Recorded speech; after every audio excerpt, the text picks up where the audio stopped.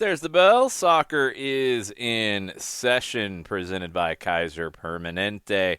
I'm Jason Longshore, your host, as we take a look at what's going on in soccer across Georgia in schools. In the spring, we're talking high school. In the fall, we're talking college. We're also talking about the intersections between the two. We'll talk college commitments later in the show, and during the college portion of the year, we'll also talk about that recruiting phase and how things go, and we'll keep an eye on what's going on as the high schools prepare for their spring seasons. That's what we do around here on Soccer is in Session, and we don't get to do what we do without the support of Kaiser Permanente. Kaiser Permanente, we care, we advocate, we give, we thrive. Thank you to Kaiser Permanente for helping us cover soccer all over the state of Georgia at every single level. Let's get caught up on our recent games here on the network. We were in Sharpsburg yesterday for Trinity Christian hosting North Clayton. Girls match ended early. It was a 10-0 win for the Lions over the Eagles. That puts Trinity Christian into a playoff spot currently. They're 2-2 in region play. 4A Region 4 is extremely tight. Stars Mill out in front, 3-0. Whitewater, they've only lost once. They have 4 wins in the region. They're solidly near the top. After that, LaGrange is 2-1. Fayette County's 2-2. Trinity Christian is 2-2. Riverdale's 1-3, right behind them. One spot really beyond LaGrange. LaGrange at 2-1 isn't in any way secure. Region play is going to be very interesting down to the wire in Region 4 and 4A.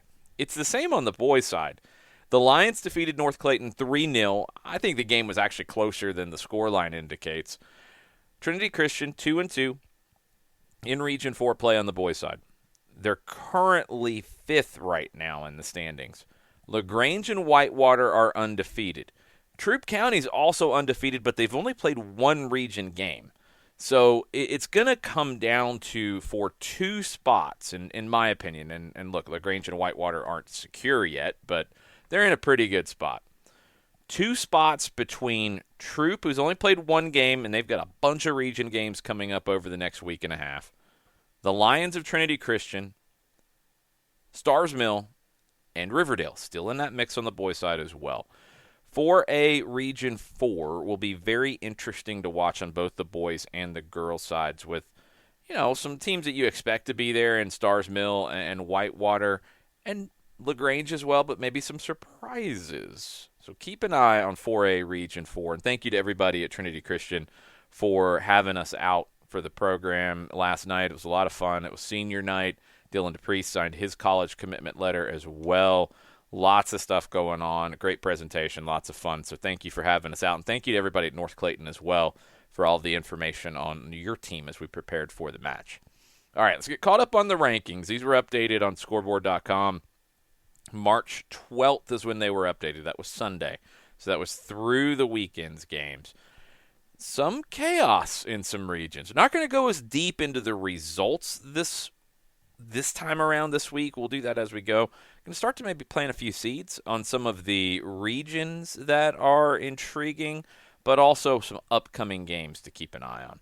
So let's start in 7A girls. Buford, 7-0 winners Tuesday at Decula. Next week, they are on the 21st on Tuesday at number 8 Mill Creek. Mill Creek, 9-1-1 on the year. 5-0 winners yesterday versus number 5 Forsyth Central. Mia Jackson, the junior, had a hat trick in that one. Next Tuesday's game between Buford and Mill Creek will be very interesting in 7A. Number 2 in 7A, Walton. They come in off of a scoreless draw Tuesday at 6A ranked Roswell. And it's not easy on Friday for Walton. They are on the road at 8-3-1 North Cobb. Archer, number 3, 11-1 on the season. That one happened on Saturday. It was during the Jekyll event, the Tournament of Champions event down at Jekyll Island. 3-0 loss versus 4A top-ranked North Oconee. The Tigers bounced back with a 3-1 win last night versus Parkview. And Friday, we can announce it here, Archer will be hosting Brookwood in our Soccer Down Here game of the week. Very interesting on the girls' side. Archer number 3, Brookwood number 9, 9-3 on the year. Looking forward to that big game. 5:30 on the girls' side, 7:30 on the boys' side. Archer High School SDH game of the week presented by Kaiser Permanente. Number 4 in 7A, Norcross 10-2, but one of those losses happened last night, a 4-1 loss at Milton. Friday's intriguing for the Blue Devils. They are at 9-1-2 Meadow Creek, and then next Tuesday, Norcross is hosting number 10 Campbell. Campbell's 8-2. They had a big win at Carrollton last night. They have a slightly tricky game. You don't want to start looking ahead to Norcross if you're the Spartans of Campbell, because Friday, Campbell's on the road, and it's kind of a long trip. 6-2 East Coweta. Campbell at East Coweta on Friday, and then the Spartans Tuesday are at number 4 Norcross. 5 Forsyth Central, mentioned the loss at Mill Creek last night. They're 9-2 now on the year. Number 6, the Hillgrove Hawks, 7-1-3 on the year. Scoreless draw Thursday against North Oconee at the Jekyll event. 2-2 draw Friday against St. Pius at the Jekyll event. And then the tough week continued. Hillgrove lost 3-0 last night at Harrison. It doesn't get any easier. Friday, they are at 8-2 North Paulding.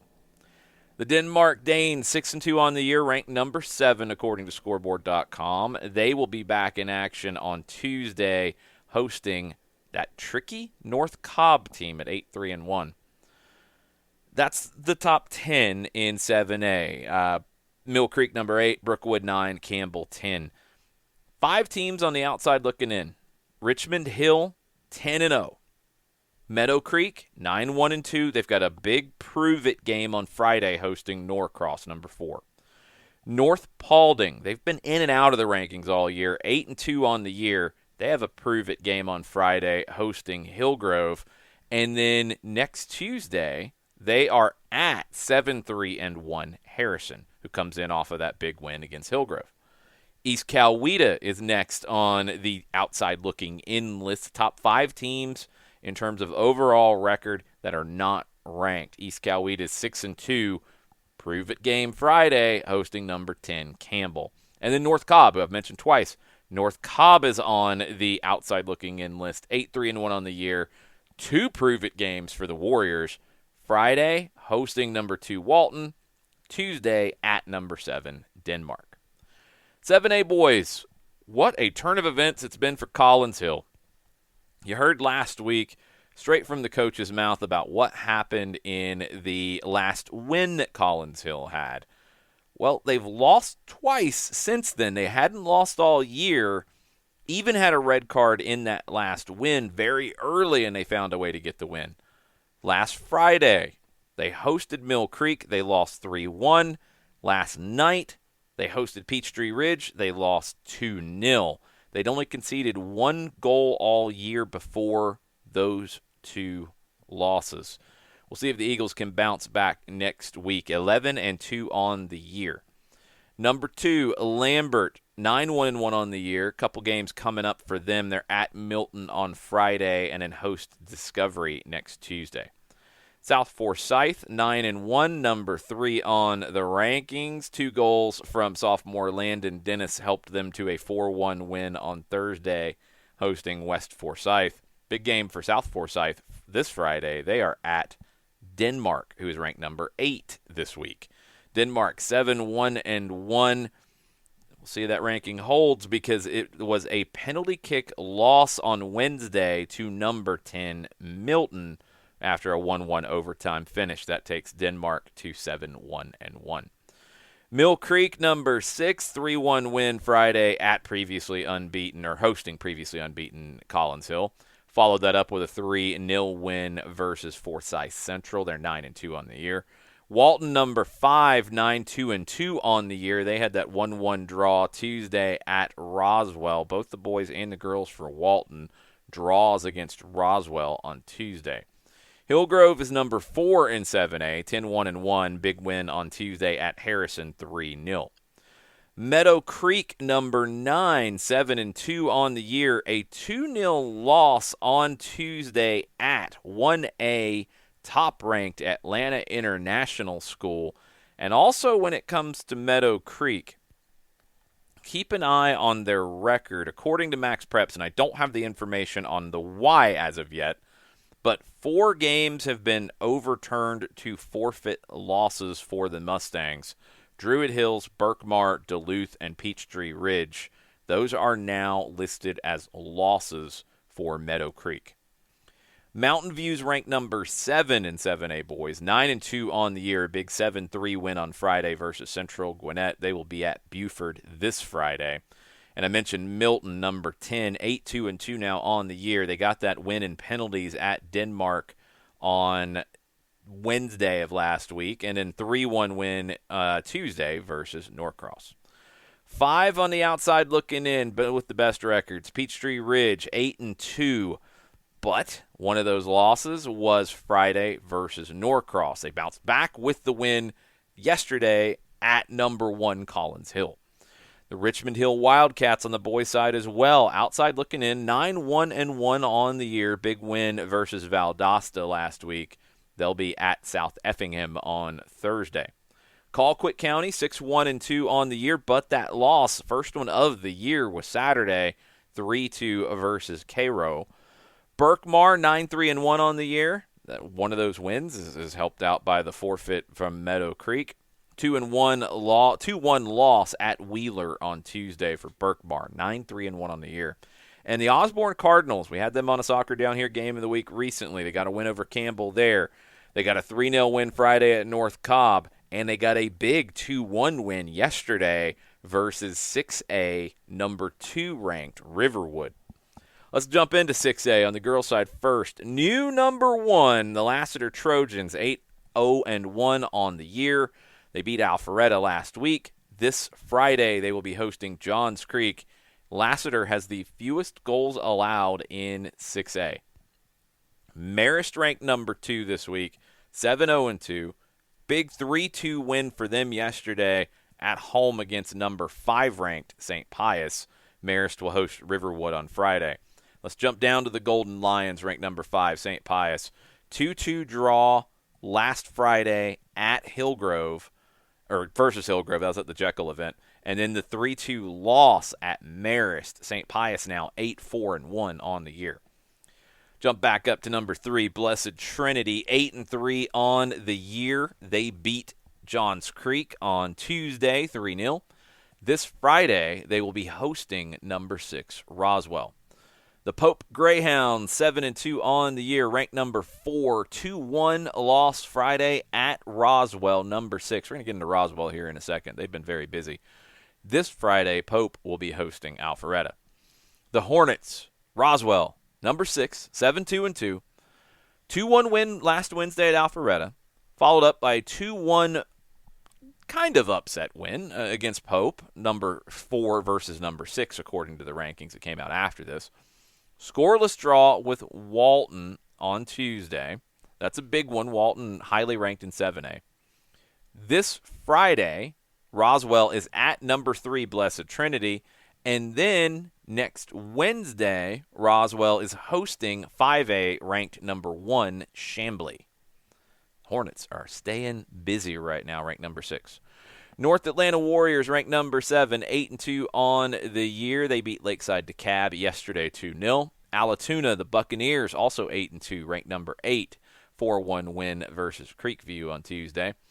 Alexander, the Cougars, ranked number 9, 11-2 on the year. Now, they were unbeaten for a long time. The losses came back-to-back. The last one was a 3-1 loss on Friday versus Dunwoody at the Jekyll event, but they bounced back against Heritage of Noonan 6-1 on Saturday, and in a 9-0 win Tuesday versus New Manchester. The Cougars of Alexander, 11-2. Number 10 in 6A girls, Jackson County, the Panthers, 9 straight wins, 10-3 on the year. Big 8-0 win at Gainesville on Tuesday. Next Tuesday, Jackson County will be at 9-2 Habersham Central.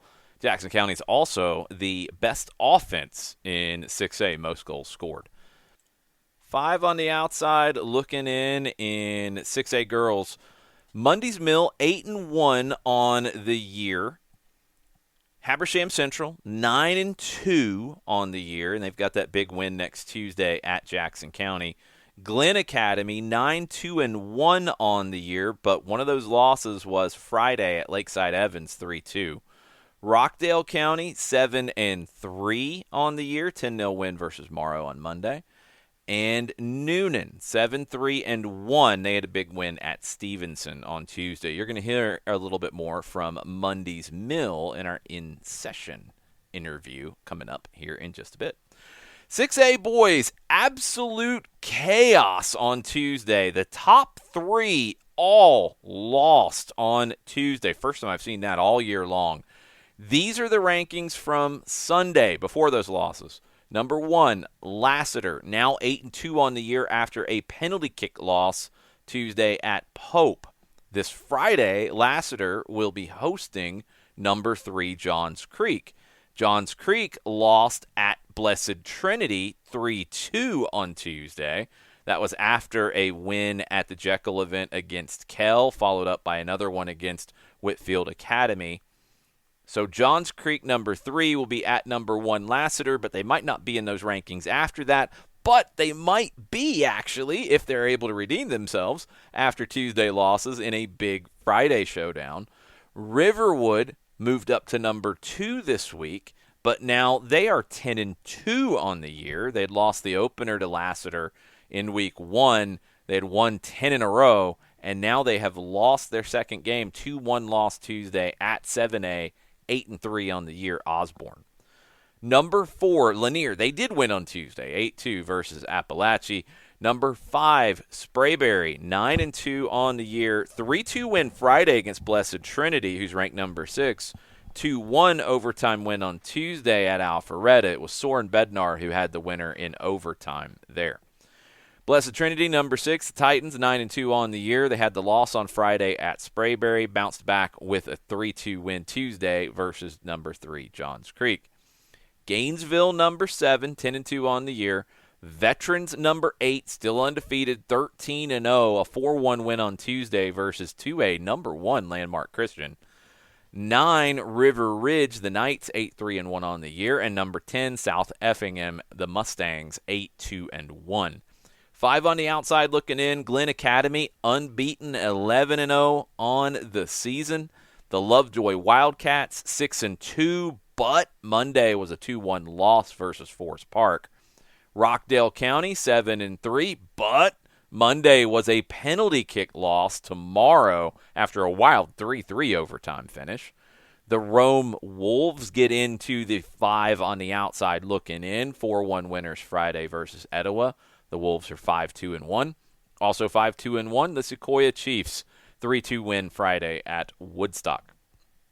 5A girls, not a ton of changes this week as we look at the rankings from Sunday. Chambly, number 1, 12-0-1. Big game next Wednesday for Chambly at 6A ranked Roswell. Midtown's number 2, 9-1 on the year. Big win for them against Mays on Monday. Number 3 is Loganville, 10-0-1. They beat Clark Central on Friday. They have a big one this Friday, hosting number 10 Flowery Branch. Flowery Branch is 10-2 on the year, but one of those losses happened Tuesday against Habersham Central of 6A. That was a 4-1 loss. Number 4 in the 5A girls, Harris County. We've talked about the Tigers before, 12 and now 1 on the year. They beat Northside Columbus last Wednesday in a big showdown, 4-0. Northside Columbus ranked number 7 this week in the 5A girls rankings. However, that was followed up by a 5-3 overtime loss for the Tigers hosting Northgate last night. This Friday, it doesn't get any easier for Harris County. They are at number 6, McIntosh. Let's start with the Chiefs. They're 7-3-1 on the year. 2-0 winners Tuesday over that Northside Columbus team that's ranked number 7, who has now lost 2 in a row, their first 2 losses of the year. Last week, Harris County. This week, McIntosh. Both ranked just ahead of them. So I'm curious to see what the rankings look like this week for Northside Columbus, who have, again, 2 losses on their record, 10-2-1 on the year, but 2 losses against top teams. Number 5 in 5A girls, Cambridge. Big win against number 8, Greater Atlanta Christian, 11-1 on Tuesday. Friday, Cambridge will be at Westminster. Let's bounce down to Greater Atlanta Christian, number 8, 5-2-1 now on the year after that big loss at Cambridge. Number 9, the Jefferson Dragons. They play Winder Barrow tonight. They're 6-1-1 on the year. And already mentioned Flowery Branch at 10-2, ranked number 10.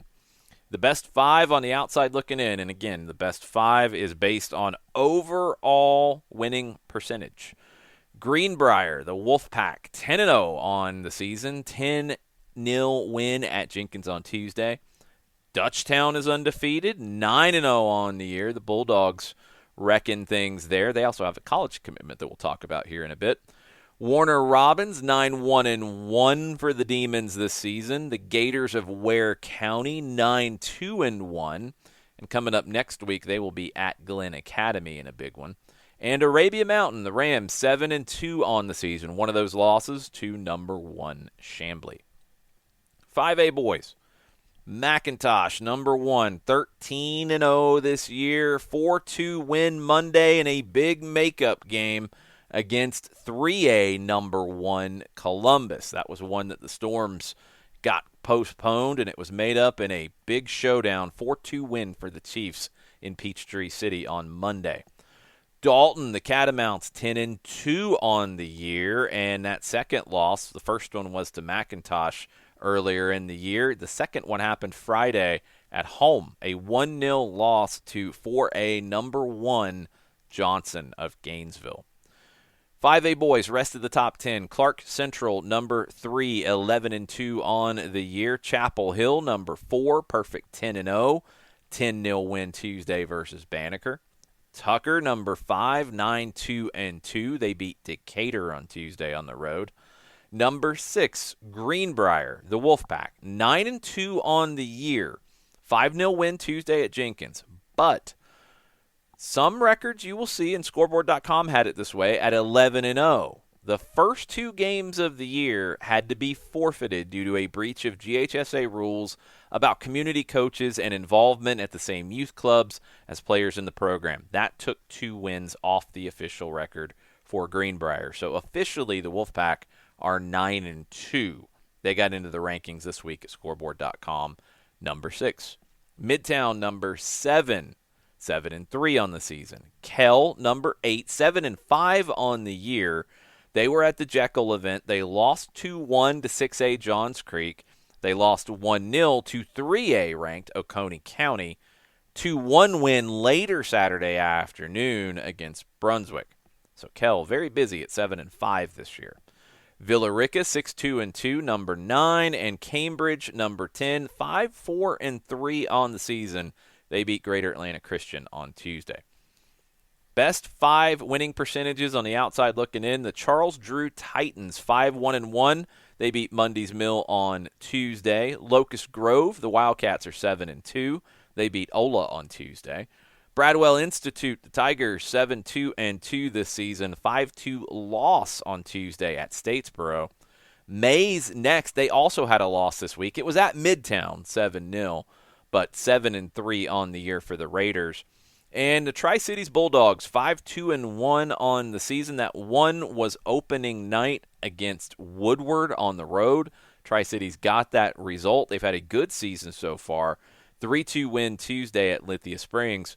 2 ranked matchups coming up. Friday, Tri-Cities will be at Chapel Hill.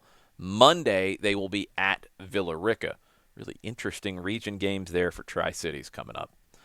4A girls, North Oconee is your number 1, 9-0-2 on the year. Scoreless draw Thursday against 7A ranked Hillgrove at the Jekyll tournament event. It's not a tournament. It's a tournament of champions, but it's not a tournament with a bracket. 3-0 win Saturday at that event against 7A ranked Archer. That was a big result for the Titans. They're 9-0-2 on the year, number 1. Rest of the top 10 in 4A girls. Cherokee Bluff, number 2, 10-1 for the Bears. Holy Innocents, number 3, 8-1-1 this season. Westminster is number 4. Allie Ross is leading them with 26 goals this season. The Wildcats are 6-1 on the year. Southeast Whitfield, number 5. They have not lost. They're 8-0-1. Big win against number 7, Heritage Ringgold, on Friday, 3-2. And a big game coming up tomorrow night. Southeast Whitfield at Northwest Whitfield, who is ranked number 8. The Bruins of Northwest Whitfield, 7-2 on the year. And I mentioned the Generals of Heritage Ringgold. They're 7-1-2. That loss at Southeast Whitfield was their first loss of the year. Heritage Ringgold will be at Dalton today. The Perry Panthers, 13-0 this season. 1 goal conceded all year long, and they've scored 80. They added 10 to that list at Griffin on Tuesday in a 10-0 win. Stars Mill, number 9, leading their region. They're 7-4 overall. And Whitewater, 9-3-1 overall, second in the region behind Stars Mill. That's that 4A Region 4 that we talked about to open the show. Top 5 on the outside looking in 4A girls. Southeast Bullock, 11-0, and they had a 3-1 win Tuesday at Wayne County. The Johnson Knights, who we saw earlier in the year in an SDH game of the week, they beat Gainesville that night. They're 7-2-1 on the year. It's a huge year for the Knights. Friday, they are hosting number 2 Cherokee Bluff. That is a big prove-it game for Johnson. Bainbridge, the Bearcats, 8-3-1, unranked, 4-0-0 in Region 1 play. Madison County, Red Raiders, 7-3. The 3 losses are in region play, though, so it's really interesting for Madison County because 7-3, good overall record, but 3 region losses. Right now, they're on the outside looking in when it comes to the postseason. Pace Academy is our last of the 5 on the outside looking in. The Knights are 4-1-3 on the year. Tuesday, they are hosting 5A ranked McIntosh. 4A boys, Johnson, the Knights, 11-0. That big win at Dalton last weekend. 5A number 2 Dalton, by the way. And then they followed that up with another big win, Johnson, 3-0 at number 4 Chestatee last night. Ramon Aguilar scored the opener late in the first half. Justin Silva, Julian Pimentel scored for the Knights in the 3-0 win. Rest of the top 10, 4A boys, Westminster, number 2, 9-1 on the year. Southeast Whitfield, number 3. They have the big rivalry match coming up on Thursday against Northwest Whitfield. Mentioned the War Eagles of Chestatee, 10-3 now on the year. This Friday, they will try to bounce back, hosting number 8, East Hall. Perry Panthers, number 5, 11-1-1 on the year. The Sharks of Islands are number 6, 10-2 on the year. Big 11-0 win Tuesday against New Hampstead. North Oconee, number 7, 7-2 on the season. East Hall, number 8, 9-2 on the season. Miguel Dominguez scored 2 goals in their 3-2 win Tuesday at East Forsyth. Whitewater, the Wildcats, 10-2-1 this year. 8-0 winners on Tuesday versus Riverdale. And the Lovett Lions, 8-3, ranked number 10 in 4A boys. 10-0 win Tuesday versus Luella, but the headline is Nick Carano. He scored in the win. He became the all-time Lovett boys soccer goals and points leader. Lovett, long history in high school soccer. And Nick Carano is now at the top of that list. Congrats to Nick. 5 on the outside looking in, 4A boys. Stockbridge Tigers, 8-0 on the season. They beat Mount Zion of Jonesboro this week. Shaw Raiders, 10-1 on the year. 4-3 win last night at Central. Bainbridge, the Bearcats, 9-1-2. They beat Westover 10-0 on Tuesday. The Spalding Jaguars, 10-2 this season. 7-0 win Tuesday versus Baldwin. And the Cairo Syrup Makers, 6-1-2, 2-1 winners on Tuesday versus Thomasville. Next up on Soccer is in Session. Let's jump over to 3A girls. Top 10, number 1, Oconee County, 8-2-1 on the year. The Warriors, followed up by number 2, Dawson County, 3, Lumpkin County, 4, Morgan County, perfect 11-0 on the season. 5, Hebron Christian Academy, 6, Bremen, 7, Wesleyan, 8, White County, 9 Coahulla Creek, and 10 Pike County. Some of the highlights in 3A girls. Oconee County, number 1. They did lose to 6A ranked St. Pius at the Jekyll Tournament of Champions. Next Tuesday, Oconee County will host number 5 Hebron Christian Academy. Dawson County at number 2. They had a big win last week, 1A D2 number 4 on the road. They beat Lake Oconee Academy. Next Friday on the 24th, Dawson County will host number 8 White County. The Warriors come into this week off of a 4-0 loss Thursday at number 7 Wesleyan. That was the 4th loss of the year for White County. They're 9-4. The Wolves of Wesleyan had the win over White County. Friday the 24th, they will be at number 3 Lumpkin County. Lumpkin County 7-0-1. They're leading Region 7. Morgan County at 11-0 is leading Region 4. Bremen had a big win 5-1 at Coahulla Creek last Friday. That took Bremen to 7-5. They've had a really interesting non-region schedule along with Wesleyan. Coahulla Creek 10-3 overall after that 5-1 loss to Bremen. Pike County leading the way in Region 2. They're 8-2 overall. Top 5 on the outside looking in 3A girls. Savannah Country Day, the Hornets are 7-0. They had a big 7-0 win Thursday versus Savannah Christian. The Cougars of Crisp County, 6-2 on the year, leading the way in Region 1.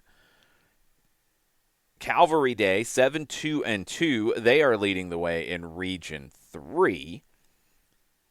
Adairsville, the Tigers, 8-3 this season. They have a big game this Friday at number 6 Bremen, and then they follow that up next Tuesday at number 9 Coahulla Creek.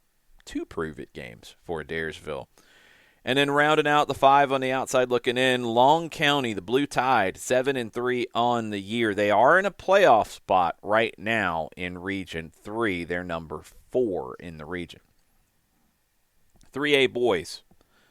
Already mentioned it, but the showdown that got delayed that ended up happening on Monday, the Blue Devils of Columbus, they went to Peachtree City and they suffered their first loss of the season, 4-2 at 5A number 1 McIntosh.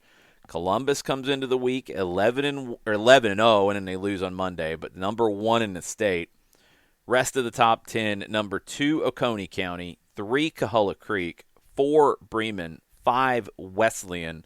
3A boys top 10 continues at number 6 with Savannah Christian, 7 Savannah Country Day, 8 Pike County, 9 Hebron Christian Academy, and 10 the Harlem Bulldogs. Oconee County has not lost this season, 9-0-2, ranked number 2. Big win against Franklin County yesterday. Coahulla Creek beat Lafayette yesterday, 10-1-2 this season. Wesleyan at 7-4, ranked number 5. Next week, they will host Decatur and then go to Lumpkin County. The Raiders of Savannah Christian, 8-1-1. They have a big one on Thursday, going across town to face number 7 Savannah Country Day. The Hornets of Savannah Country Day, 7-1 this season. Pike County, 7-3-1. They beat Upson Lee on Tuesday. Hebron Christian, they won at Monroe area on Tuesday.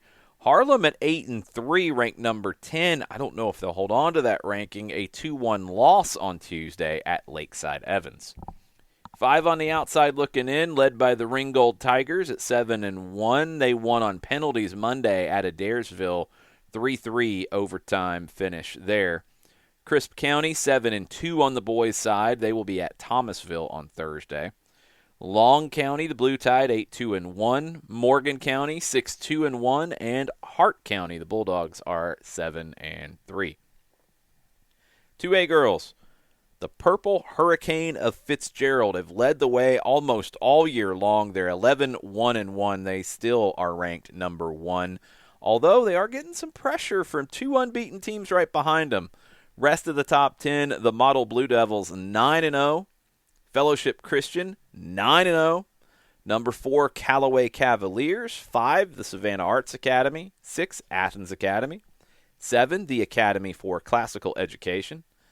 8, Mount Perrin Christian, 9, Putnam County, and 10, the Jeff Davis Yellow Jackets. Few games of note in 2A girls, either coming up or that have been played. Savannah Arts Academy, they won 2-0 Friday versus Pierce County, who's having a really good year at 9-2. Athens Academy, big game coming up next Friday. They are hosting Oconee County, who is one of the top teams in 3A. The Griffins of the Academy for Classical Education, 6-3-2 on the year. They lost yesterday 1-0 at home to Houston County. And in a huge one for them, Saturday, they will be hosting 1A D1 number 1 Commerce, the goal-scoring machine that is Commerce High School, headed to face the Academy for Classical Education on Saturday. Mount Perrin is first in Region 6. Putnam County first in Region 4. 5 on the outside looking in. North Cobb Christian at 9-1. They beat Walker on Tuesday. Pierce County, who I just mentioned, 9-2. But one of those losses was 2-0 on Friday at number 5 Savannah Arts Academy. Landmark Christian, 5-1-2 on the year. They are leading Region 5, and they have a big one on Friday at number 4 Callaway. Drew Charter in 2A girls, 6-2 for the Eagles. They're number 3 in Region 6, and they have a big one on Thursday at North Cobb Christian. The Thompson Bulldogs get into the 5 on the outside looking in. 5-2 on the year. They are the number 2 team in Region 4 behind Putnam County. 2A boys, new number 1 this week, Providence Christian Academy. They won on Friday versus number 4 Union County. That propelled them to the top spot. The Storm are 8-3 this season. Rest of the top 10 in 2A boys, Landmark Christian number 2, North Murray number 3, Fitzgerald number 4, Union County falls to 5, Model at 6, Putnam County at 7, Savannah Arts Academy at 8, Pierce County at 9, and Tatnall County at 10. Some games to look out for in 2A boys. One is tonight. North Murray, the Mountaineers, 8-1 on the year. They are at number 6 Model. One of the biggest games this week in 2A boys. That's tonight. Union County, that loss to Providence Christian, knocked them down a spot in the rankings, but they're 7-2 on the year. Putnam County still has not lost. They're 8-0-2, a big 10-0 win Monday at Greene County. Savannah Arts Academy next Tuesday, they are on the road at number 10, Tatnall County. Tatnall County had a 7-2 win on Tuesday at Vidalia. On the outside looking in, the Spencer Green Wave, where you're going to hear a little bit more from here in a bit. Perfect 8-0 on the year. Also perfect this season, 6-0, West Side, the Patriots. Thursday, they are hosting number 7 Putnam County in a prove-it game. Drew Charter, the Eagles, were in a state championship game last year. They are 7-0-1 this year. Big test for them tomorrow at 5-3 North Cobb Christian. That'll be played at Lake Point. The Towers Titans, 6-1-1 this season. They beat Eagles Landing Christian on Monday, 4-3. And I mentioned North Cobb Christian at 5-2, the big game on Thursday. A prove-it between two teams that are trying to prove it. They are hosting Drew Charter. 1A D2 girls. New number 1, Aquinas, the Fighting Irish. Perfect 6-0, and a big win for them yesterday at number 3, Lincoln County. The rest of the top 10, McIntosh County Academy number 2, Lincoln County 3, Atlanta Classical Academy 4, Lake Oconee Academy 5, Atkinson County 6, Johnson County 7, Towns County 8, Portal at 9, and Hawkinsville at 10. Notes on 1A D2 on the girls' side. McIntosh County Academy 8-2 this year. Friday, they will be at number 7, Johnson County. Johnson County's 5-4, and they lost on Tuesday, but it was on the road at number 9, Portal. Portal has a rematch with Johnson County, and it'll be at Johnson County next Tuesday. The Panthers of Portal at 6-5 on the year. Lake Oconee Academy, a 4-0 loss on Thursday versus 3A-ranked Dawson County. That dropped the Titans to 4-5-1. 1A D2, there's not a lot of schools that in their overall record are really separating themselves right now. And there's a couple like Atlanta Classical Academy, don't have many games on the books. Towns County, who don't have many games on the books, and it's a 1-4-1 record right now. Really interesting to see how 1A D2 girls will shake out. Hawkinsville was the surprise this week at 4-0. They're leading the way in Region 4. 1A D2 on the boys' side. Little bit of the same story, kind of beating themselves up in terms of overall record. Lake Oconee Academy leading the way, ranked number 1. Big game tonight at number 2, Georgia Military College. The Bulldogs 7-1-1 on the year. So that's a 1 versus 2 matchup tonight, Wednesday night. We'll talk about the result next week. Number 3 in 1A D2, Christian Heritage. 4, Atkinson County. 5, Portal. 6, Dooley County. 7, Chattahoochee County. 8, Aquinas. 9, Eccles County. 10, Hawkinsville. Outside looking in, Mount Zion Carrollton and Macon County. Both right around 500, and that's about it in 1A D2 on the boys' side. Other notes, Atkinson County tonight playing number 9 Eccles County, so 2 ranked matchups on a Wednesday night in 1A D2 on the boys' side. Portal at number 5, they suffered their first loss of the season last night hosting Metter, and that was a 5-1 loss. Dooley County, they've got a ranked matchup on Friday. They are hosting number 7 Chattahoochee County. The Bobcats of Dooley County, 7-3 on the year, 11-4 win at Turner County on Monday. 1A D1 girls, new number 1. It's the Commerce Tigers because they just keep scoring goals. 95 goals this season, and they had a ranked win on Tuesday, and it's Commerce, so it wasn't a small win. 11-1 versus number 8 Tallulah Falls. Rest of the top 10, number 2, Bleckley County, 3, East Lawrence, 4, Whitfield Academy, 5, Paideia, 6, Dade County, 7, Scriven County, 8, Tallulah Falls, 9, Mount Vernon, and 10, Social Circle. Some notes in 1A D1 on the girls' side. Mentioned the big win for Commerce. They've beaten Tallulah Falls twice this year. Bleckley County started at 0-1-1. They've won 12 straight, and half of those wins have been in Region 2. They're a perfect 6-0 in region play. East Lawrence, the Falcons, 3-0 win versus West Lawrence on Tuesday. The Falcons will be hosting Dublin on Friday. Whitfield Academy, 6-3. They're ranked number 4. A 5-0 loss versus 2A-ranked Fellowship Christian last week. And then next Tuesday, Whitfield Academy will be at number 9, Mount Vernon. Mount Vernon's 5-1 on the year. They've got 2 big games back-to-back. Friday at number 5, Paideia. Tuesday at home versus number 4, Whitfield Academy. The Pythons of Paideia, they're 6-1 on the year, 4-0 in Region 6 play.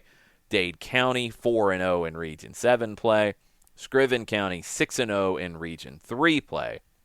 Social Circle, 3-0 in Region 5 play. 5 on the outside looking in, 1A D1 girls. Crawford County, 5-1 on the year. Darlington Tigers, 6-2. Lamar County 6-2-1. They are hosting number 2 Bleckley County on Friday. Pepperell the Dragons 7-3-1. They're playing Darlington today, and rounding out the 5 on the outside looking in, the Dublin Fighting Irish at 7-4. 1A D1 boys, new number 1 on Sunday. It is Paideia, the Pythons. Unbeaten, but one of the weirdest records in Georgia high school soccer at 6-0-5, 5 draws. That might be the most in the state. They won Tuesday at St. Francis 10-0. Didn't leave that one a chance. Rest of the top 10, 1A D1 boys. Tallulah Falls, number 2. Atlanta International School, number 3. Bacon County, number 4. Whitfield Academy 5. Bleckley County 6. Tryon 7.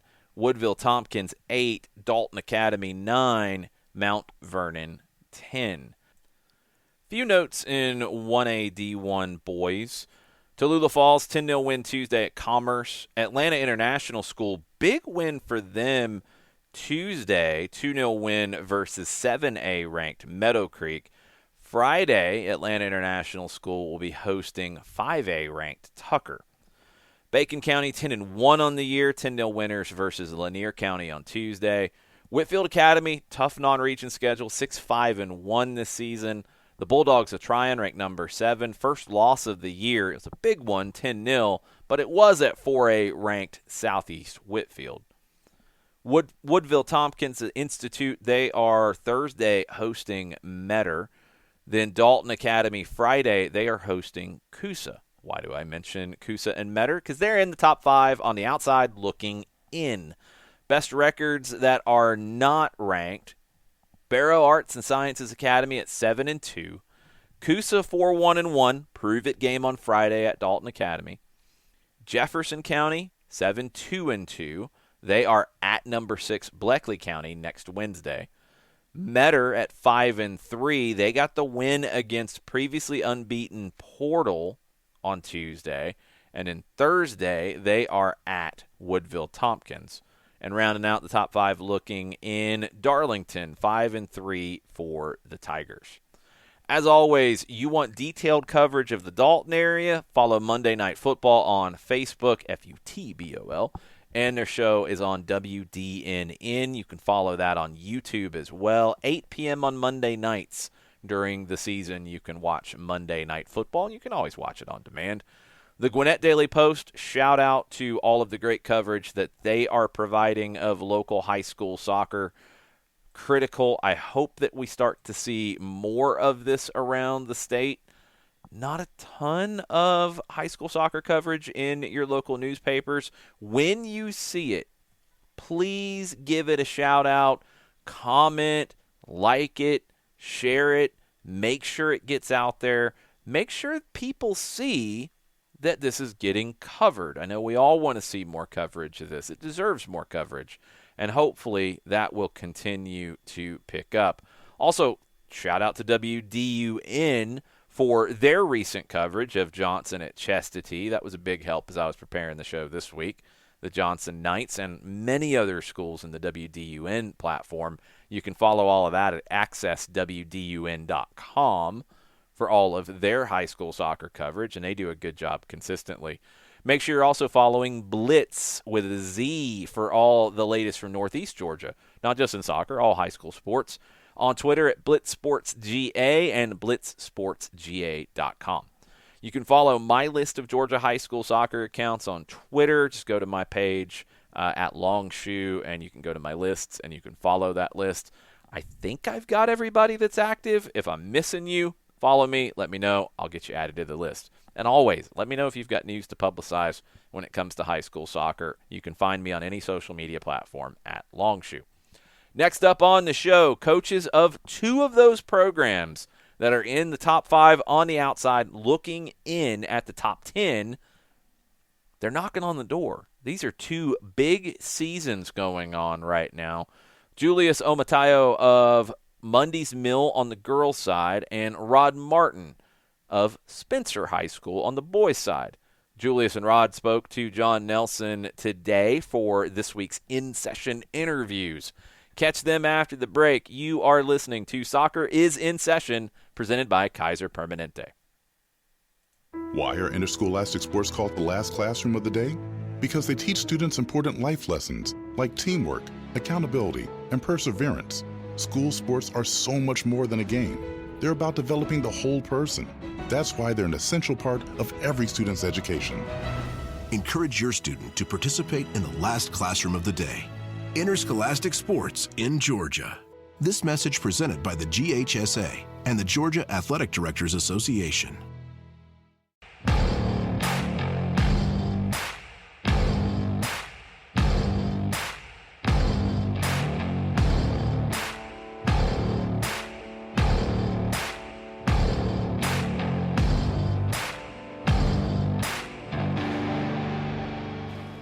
Soccer is in Session returns, brought to us by our friends at Kaiser Permanente, Georgia. KP Georgia on Twitter. Kaiser Permanente, thrive. Time for our in-session interviews with the week, and we start things off on the boys' side, driving down to the Columbus area, catching up with Roderick Martin, the head coach of the Spencer Green Wave on the boys' side. Coach, thanks for hanging out with us and going in session about the Green Wave.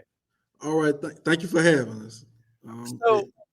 Let's just kind of get into expectations for this season a little bit. You know, with the conversations that you were having with all of your coaches, and they're in Region 2 AA. What were the conversations coming in about how you thought the season might go and what your expectations were? I feel like we had a lot of returning players from last year's team, and they more, a year advanced. They got a year under their belt. So I feel we had a chance to compete in the region and actually win the region. So that's the main thing I would focus on telling the coaches is we've been working hard since day one.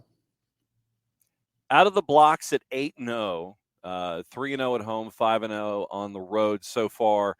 When you and the one of the stats, just one of the surface stats that stands out, so far you're averaging just under 5 goals a match, but at the same time you've only given up 6 in 8. What's been the success there? The keys to the success defensively for you with a goals against a .75? We focus on defense. It's just like. In every sport, defense have to travel, especially on the road. A championship team play great defense, so the guys are buying into playing defense. Then the offense eventually come, but the other team can't score, they can't win. That's our model. And when you look at things, it's been wins against Columbus, Russell County, Central of Macon, Mount Zion, Rutland, Kendrick in region. You just had a win about 9 days ago. You had a win 9 days ago against Carver. Then earlier this week, you got a win against Jordan, which sets you up for the match this weekend against Ace Charter in region play. When you look at region, who else were you staring at that might be a challenge for you in region as you kind of got closer and closer here to the playoffs? Ace Charter out of Macon. So actually the game been moved to tomorrow, so we play them tomorrow. We travel there tomorrow. So from day one, I looked at the region. I said, yeah, Ace gonna be they're gonna be the competition. In other words, who have been some of your standouts? You mentioned defense because if the other team doesn't score, you got a good shot of winning the match. Who have been some of your stalwarts there defensively that have gotten you to this point of the season? We got Andy, Joel, Sebastian, and our goalie plays outstanding. He saved a lot last night against Jordan because we played Jordan last night, so he played his butt off. So even though sometimes defense might crack or bend, but he's our safety valve, so we appreciate the hard work he gives us. Nothing wrong with the safety valve. What about offensively that have gotten 37 for you in the back of the net? I know you had the big scoring night against Carver, but it's been fairly consistent this season. Who've been some of the guys that have been your stalwarts for you offensively this year? We have Sebastian and Andy. Zion, that he's a sophomore. Zion on Rose Green. He's outstanding player. And they buying in sharing the ball, passing, because we can move faster with a pass than a dribble. So that they buying into sharing the ball and just it's phenomenal to watch them play. It's just like it's very exciting as a coach to actually see them execute the things we work on in practice. When it comes to the sport there in the Columbus area, what has it been like to see from your perspective the sport continue to grow to where it is right now? And I guess for those that have never seen it, how would you describe what soccer means to the Columbus area? Soccer has always been pretty decent in Columbus, Georgia. I know when I was coaching, Little League in 2010 for CYS, it has grown a lot. Now on the high school level, you see a lot of people more involved and want to participate on the boys and girls side. So I say 5 or 10 years from now, soccer might be one of the popular sports next to basketball and football. And that's saying something there in Columbus, knowing what those two sports mean to that area, that soccer, from your mind, is really coming up and challenging those top two sports there in Columbus from a soccer perspective. Absolutely. Yes, sir. I think as we continue to grow, especially at Spencer, as we let's say we have finished the season strong, I feel like our future is bright at Spencer High School. So we're just going to continue to work hard and develop our players and hope for the best. When it comes to the sport there on campus, what has the response been like from whether it's the administration, student body support? What has the support been like there on campus for the Green Wave? Let's start with the administration being very supportive, cheering us on. The student body, like the home game, we get a little crowd there. So hopefully we make this playoff run. Hopefully we can get a first round playoff game, or maybe two of them. And I hope the student body comes out and support us, because they've been doing fairly well. Our AD Joseph Kegler, he's been doing a phenomenal job supporting the program and getting everything that we need when it came to uniforms and equipment. So I'm very happy to be at Spencer High School. Yeah, right now, when you look at region standings heading into that match with Ace, obviously right now you're at 4-0, and you've got a couple of matches left in region. Ace, you mentioned them. They're the only other undefeated team in region play. Then you've got Rutland and Jordan, who are hanging out right now. They're at 2-2. Everyone else is trying to go for that 3 and the 4. So you mentioned how things with Ace have been moved up. When you look at Ace as a team, what are some of the challenges that you think you're going to be facing against Ace Charter, who lost last time out? So they're still going to try to figure out how to change their momentum where you've won 8 in a row. What have you seen in Ace in your study hall? They're very good defensively, and also they share the ball well on offense. Because I feel like we can't hesitate, and every key point we have to execute against Ace, because that might end up biting us in the ends, because they're a real good team. So I know they have played some a tough non-region schedule to get them ready for the region. So we expect their best game. We got to go there, so that's going to be a difficult. We have to travel, but we're going to bring that defense on the road and hope for the best. Roderick Martin, the head coach of the Spencer Green Wave, hanging out with us here as we go in session for our in-session interview. On the boys' side, Spencer out of the blocks with an 8-0 start. Big region matchup against Ace Charter coming up this week. What's it been like for you to be a part of this program and to see it grow to where it is now, where you have these expectations about having a home match possibly, in the playoffs, or having a couple if you end up with a region title? What's it been like for you to be able to grow this program? For me, it's all about the kids. The kids work so hard. They're so dedicated. They want to practice when I don't want to practice, or I tell them they need a break, like after the game. Let's say we have a game, they want to practice the next day.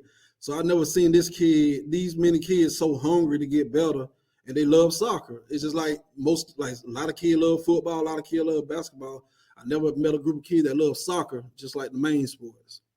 So then how would you, for a student there at Spencer that might be intrigued about wanting to be a part of the Green Wave, but they haven't necessarily had the courage to make that step? When you, and I know this with high school football coaches and basketball coaches, high school football coach will sit there and they'll notice a kid in the hall that might look, defensive tackle-ish, and they're wondering why they haven't tried out. The basketball coach might see that one player that's taller than everybody else, whether it's on the boys or girls side, and wonder why they haven't tried out. If you were wandering the halls and trying to sit there and find someone that might be helpful for the Green Wave, if you're walking the halls, what would your message be to someone so they could get involved and get engaged with that Spencer program that you're trying to build? We have open arms for any student athlete that want to come about. My main thing is, if you willing to get better, or if you have an interest in soccer, just come on out, because soccer, most of these guys we have been playing soccer all their lives. So that's something that they're used to doing. But we need goalies, we need midfielders. So we need guys who gonna buy in to play defense. So if you're just fast and athletic, we could use you. If you understand the game, we could use. So I feel like we got 30 kids out there now. So we're not gonna turn anybody away. 30 kids, huh? You got 30 kids out there? Yes, sir. What's it like to see that kind of interest? It's amazing. It's just like, it's shocking. It's very shocking. I think at Spencer High School, we're doing something a little different in all sports now. Basketball, they won the state championship last year. Football won the region championship this year, first time ever in a long time. So we did turn things around at Spencer High School, and soccer look like we next in line, but we got to finish the deal. We're looking forward to seeing how you continue to build things there with the Spencer program. Roderick Martin, the head coach of the Spencer boys program. Green Wave 8-0 with a big region matchup coming up against Ace Charter in short order. Coach, thanks for hanging out with us for an in-session interview. Thank you, sir. Thank you for having me. And now we catch up on the girls' side, and joining us is Julius Otomayo, the head coach of the Mundy's Mills side. They have gotten off to a great start. They are 9-1 out of the blocks, 4-0 in Region 3 6A. They've won all 6 of their designated away games this year. They put up some big numbers offensively. Coach, thanks for hanging out with us and going in session. John, thank you for having me. You've won 4 in a row, and I guess let's start there at the middle of the schedule. You started out of the blocks at 5-0, then you have the loss to Mount Zion Jonesboro. What did you learn about your side in that loss that you've been able to carry forward and win, 4 games in a row, and you put up some big offensive numbers? Well, it was a great loss. Most coaches are not going to tell you a loss is a great loss. And the reason why I say that, we had an opportunity to learn from our loss. The majority of my soccer players are underclassmen, so they're majority of freshmen and sophomores. So that was their first time having adversity, so to speak. So they had to learn how to come back from a loss. And I teach my young ladies that soccer is like life. They call soccer the beautiful game of life. So you have your ups and downs. So it's how you come back from your setbacks. So like I said, we lost to Mount Zion. Mount Zion is a good team. I want to say they went to the playoffs last year. And it was a non-region game, but it's a county rivalry game. We like to play them as a measuring stick. We lost that game, and we battled back, and we won 4 straight. So coming into this season with all of these underclassmen coming in, what were your expectations of this group coming into 23? Wow. Well, we're returning several key seniors. Leslie Ortega, she is our captain, our leading scorer. Right now, she's at like 20 goals this season. She's our midfielder. She was Region Player of the Year 2 years ago, all-region team last year. She made it to Diversity All-Star game. So she is the heart and soul of our team. But our expectations were to be better than the previous year. Last year, we were 3-6. We were the number 5 seed in the region. Actually, the last 2 years, we were number 5 seed in the region. And we will lose the last 2 games of the season and we won't make it to the playoffs. And I told the young ladies, hey, this year we have to make it to the playoffs because we're right there. We just had to get better. But with my sophomores and freshmen and even some of my juniors, they're all new players, but they've played club ball before or they played outside of school before. So we just put that team together, and that made a huge difference. So now we are surpassing our goals. When it comes to having all of these young players, I mean, obviously, when they're coming in, they're freshmen and sophomores. Right. But I would assume and I would imagine that their maturation has happened pretty quickly with this start, with the guidance of the upperclassmen, where they're no longer freshmen and sophomores on the pitch for you. They're now basically sophomores and juniors for you late in this season. Yes. What we started off first with was a team building activities. So before the season started, we had our preseason conditioning, and then I did like a little I don't know if you remember this game, John, called Capture the Flag. So this year we have New Jersey, so we called it Capture the Jersey. So they had to do like a scavenger hunt throughout the school building and to find their New Jerseys and whatnot. And then so that was one of our team building activities. And then after we did that activity, they had pizza. And then we did another activity where they had to get to know their teammates, know their birthday, what's their favorite color, favorite food, what's something that's unique about them. So in our school, our motto is together, everyone accomplishes more. So that's the acronym for team. So they all bought into that. They understood that everybody has a role that they're going to play.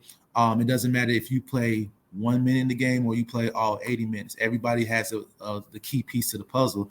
And I just love the fact that my young core, they actually understand, hey, we're playing big time soccer on a big time level. We have a key role, and they've grown up really fast. And I'm just thankful that they're buying in and understanding what myself and our coach staff is teaching them. You're close to averaging about 7 goals a match. And like I said, you've had some 10-goal games in there. But in addition to the star upperclassmen, who have been some of those other players that have helped out offensively for you this year? Lisbeth Ramirez, she's a sophomore. She is our striker. Jaden Orgiaco, she's a junior striker too as well. Our goalkeepers, like we play 2 goalkeepers. One is Jakaya McGregor. She's a senior. She also plays basketball. And then Arlene Lopez. They've done a great job of not allowing goals. And last but not least, my back line of the defense, Diana and Jasmine. I call them my diaper dandies. Those are all my freshman kids. So Diana, Jasmine, MJ, Jessica Perdomo. Those are all of our freshman kids, and they play extremely, extremely hard. It's just a great team effort. Even my seniors, Kennedy, Amaya, you have Angela, just everybody. Like everybody plays really well. I mean, I had some girls from flag football come over and play with us, so they're doing well. Uriah, excuse me. Amora, Aaliyah. It's a great team effort overall. And they have been awesome with a capital A, your diaper dandies, I'm sure. You look at your region, and right now there are only 2 of you who are unbeaten. It's you and Woodward Academy, as we look at things for those that want to follow along in Region 3-6A. And then there's that battle that you talked about where you're chasing after the 3 and the 4. It's Rockdale County, it's Forest Park, Alcovey, Lovejoy, and even Jonesboro with a chance, although they have some work to do, and Morrow in the region as well. When you look at the competition and the level of competition in this region, what is it like for someone who has not seen Region 3-6A compete? What's it like competing in this region? Well, in this region is very tough. The reason why I say it's very tough, Woodward Academy, we've been in the region with them the last 3 or 4 years. They're phenomenal. They're coached by Coach Elliott. She does a great job over there with her kids. They've been the region champs the last 3 or 4 years, so it seems like you're kind of looking up at them, right? But this year, our region is very competitive with Rockdale and Alcovey and Forest Park. Forest Park, they always play us tough. We got the win this year. I think we beat them 4-2, and that was a playoff team from last year. Rockdale, their coach, Coach E, he does a great job with those kids over there. Alcovey, this is our first time playing against Alcovey, and they were a tough team. So those teams that I mentioned, we've played those teams, and those games were relatively close. Rockdale, we beat them 2-1. Alcovey, that was the double overtime win, 3-2. Forest Park, 4-2. So, but those are very highly competitive games. So we haven't played Morrow and Lovejoy yet, but that lets you know how competitive our region is. So it's a lot of competition, and anywhere from from 2 through 6 can flip flop on any given day. No doubt about it. You've got those 3 region matches left with Morrow, as you mentioned. That's coming up on Monday. Then on the 27th, you've got a match with Banneker, but then your region match with Lovejoy on the 27th, and you wrap things up on Friday, the last day of March at Woodward Academy. And I think that one's going to go a long way in determining the 1 and the 2. Yes, definitely. In region. What's the vibe like on campus when it comes to your program and the success and everything? What's the response been like by the administration and the student body seeing this start that you've gotten into this year? I had to give a huge, huge shout out to our faculty and staff. When I tell you, everybody's so supportive of our team. I have 18 student athletes. Our average GPA is a 3.4. And that's credit to the teachers here at Mundy's Mill High School. They give our students extended learning opportunities. They work with them. We played a game last night. We don't get back home till about 8:30, 9 o'clock.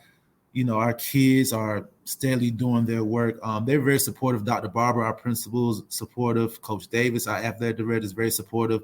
Dr. Polk, our administrator over athletics, very supportive. Everybody from the principal all the way down to the custodian. They ask about how's the soccer team doing, and this is really great for us because, like I said, last year we were 3-6, and in the region we were 3-4 overall. So we're the 5th seed. So now this year we're tied at number 1 with Woodward Academy. We're both undefeated. So that just shows the tremendous jump. But we have so much support from our faculty and staff here at Mundy's Mill High School. Even our Clayton County Athletic Director, Mr. Townsend, has shown us a lot of support. So it's just a great, great feeling, a great deal. And I'm so thankful to be blessed to be in this position to have people that support our program. I'm thankful to have student athletes who go above and beyond and not only just do well on the soccer field, but they're doing well in the classroom. So my student athletes are winning at life. And like I said, my student athletes, we're predominantly African-American, Hispanic-American young ladies, coming from a Title I school district where we're economic and socially disadvantaged, but they never made it as an excuse. They work hard each and every day. My coach staff with Coach Lambert and Coach Chateau, we provide structure for them after school. When the kids come in at 3:15, from 3:15 to about 3:40, they get a snack, they get their water, they listen to YouTube, watch music videos. Then about 3:50 to 4:30, they're in those books. They're doing a study hall, and then 4:40 to about 6 o'clock, they head to the soccer field. So we're providing structure for our kids. We're providing a lot of life lessons. And I just want to say thank you to everybody at Mundy High School. Thank you, John, for having us here. We definitely appreciate it. No doubt about it. Mundy's Mill out of the blocks at 9-1, 4-0 atop the Region 3 6A. Coach Julius Otomayo, the head coach of the girls' side. Thanks for hanging out with us and going in session. You got a couple days to catch your breath before that matchup against Morrow on Monday. Thanks a lot for hanging out with us and going in session. Thank you so much. Thank you for having us. We definitely appreciate it. In-session interviews brought to us by our friends at Kaiser Permanente. Kaiser Permanente, thrive. Jason continues with more as soccer goes in session after this. Have you noticed bad behavior has become normalized at interscholastic athletic events? Some fans seem angry. They lack civility toward one another. Some even get aggressive and unruly. Time out! What is going on? This has to stop. Let's not forget, school sports aren't just about winning. And they're definitely not an excuse to take your frustrations out on the official or the opponent. They're about teaching lessons like perseverance, respect, and empathy, so students can learn and grow as people, not just as players. We all have a role to play in setting a good example for our students and teaching them these important values. So fans, it's time to step up your game and behave positively at interscholastic athletic events in Georgia. This message presented by the GHSA and the Georgia Athletic Directors Association.